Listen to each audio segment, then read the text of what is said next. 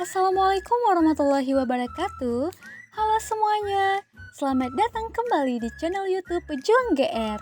Nah, pada video kali ini kita akan memberikan tanggapan terhadap kasus-kasus yang ada di ruang kelas bersama kami dari kelompok 1 yang beranggotakan Ayub Ashari, Ana Yuliana, Jud Putri, dan Arta Maisela. Kita mulai dari kasus 1. Bayangkan jika Anda adalah seorang guru matematika diberikan materi mengenai matematika sosial, yakni mencari nilai rata-rata. Untuk memudahkan peserta didik dalam memahami pembelajaran, Anda mencoba untuk membuat urutan atau langkah-langkah yang perlu diikuti oleh peserta didik agar dapat mencari nilai rata-rata pada sebuah soal. Anda meminta kepada peserta didik untuk mengerjakan soal yang Anda berikan. Hasilnya, peserta didik mampu mengerjakan dengan benar sesuai dengan langkah yang telah Anda siapkan. Beberapa saat kemudian, Anda meminta kepada peserta didik untuk mengulangi soal yang sama tanpa melihat urutan pengerjaan soal, dan peserta didik mampu mengerjakannya dengan benar. Pertanyaan pertama, menurut Anda, apa yang membuat peserta didik mampu mengerjakan soal dengan baik pada percobaan kedua tanpa melihat urutan atau langkah pengerjaan soal? Nah, menurut pandangan kami, kemampuan peserta didik dalam menyelesaikan soal dengan baik pada percobaan kedua disebabkan oleh penerapan teori behavioristik yang dilakukan oleh guru dalam pembelajaran, di mana pada pembelajaran sebelumnya, guru telah membuat langkah-langkah yang sangat jelas, keterangannya sangat terstruktur, memungkinkan siswa untuk memahami pembelajaran dengan baik dan menguasai metode penyelesaian soal yang diberikan. Selain itu, kemampuan ini mungkin juga timbul karena siswa telah terlatih secara konsisten dengan panduan guru, menghasilkan pemahaman yang baik tentang prosedur langkah demi langkah dalam menyelesaikan soal tersebut. Hal ini merupakan bagian dari teori belajar behavioristik, di mana guru membentuk kebiasaan peserta didik melalui latihan dan pengulangan dengan prosedur yang konsisten. Hal ini juga merupakan bagian dari mekanisme terbentuknya hasil belajar melalui prosedur stimulus respon. Pertanyaan kedua, sebagai seorang calon guru, dalam kegiatan belajar yang seperti apa metode sebelumnya dapat diterapkan? Jadi, metode sebelumnya dapat diterapkan pada pembelajaran di kelas yang memungkinkan peserta didik berkolaborasi dalam kelompok kecil atau individual untuk menyelesaikan latihan-latihan dengan langkah yang runtut sesuai instruksi guru. Metode yang dipakai tersebut merupakan metode drill atau penugasan, yaitu sebuah metode pembelajaran yang digunakan dengan penugasan atau latihan-latihan soal yang diberikan guru secara berulang. Penerapan metode ini tidak jauh dari pengawasan dan pantauan guru yang mengajar. Hal ini berdasar pada teori belajar behavioristik yang berfungsi sebagai dasar penguatan pada implementasi metode belajar sebelumnya.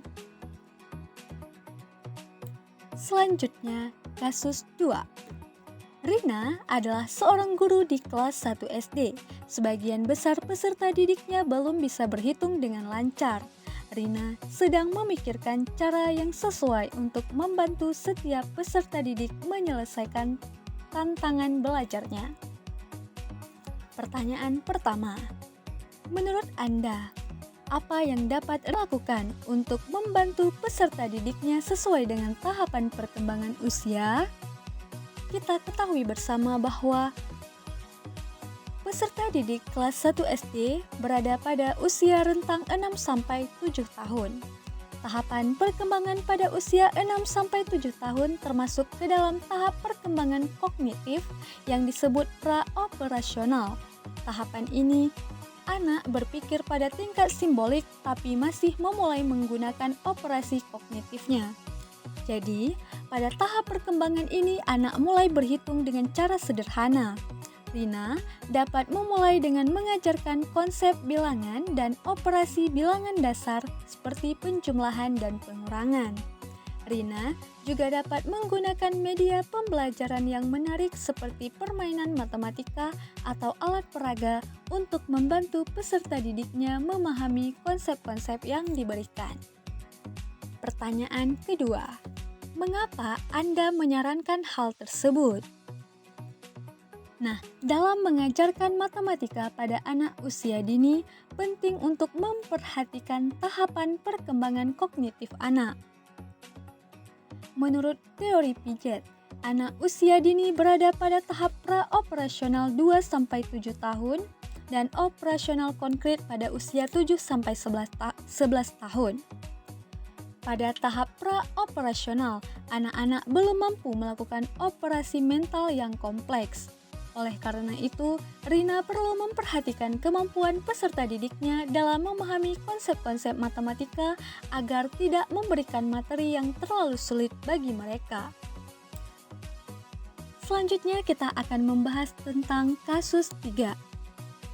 Made adalah seorang guru yang mengajar di salah satu sekolah negeri wilayah Bali.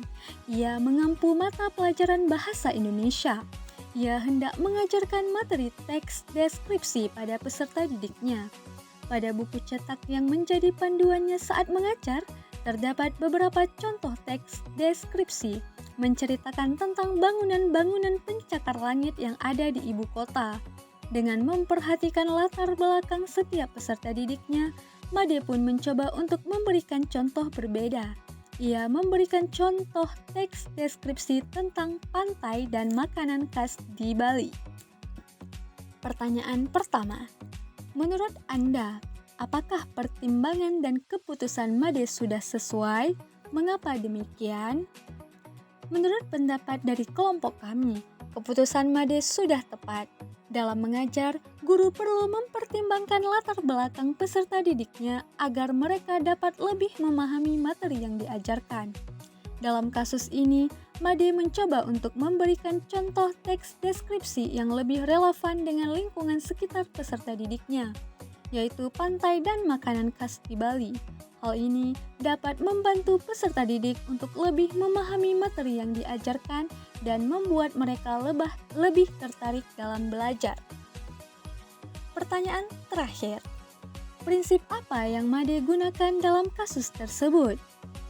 Jadi, dalam kasus tersebut, Made menerapkan prinsip pembelajaran yang responsif terhadap budaya atau culturally responsive teaching yang berfokus pada penguatan identitas budaya peserta didiknya. Pendekatan ini tidak hanya bertujuan untuk mencapai keberhasilan akademis, tetapi juga untuk mengembangkan dan memperoleh kompetensi budaya.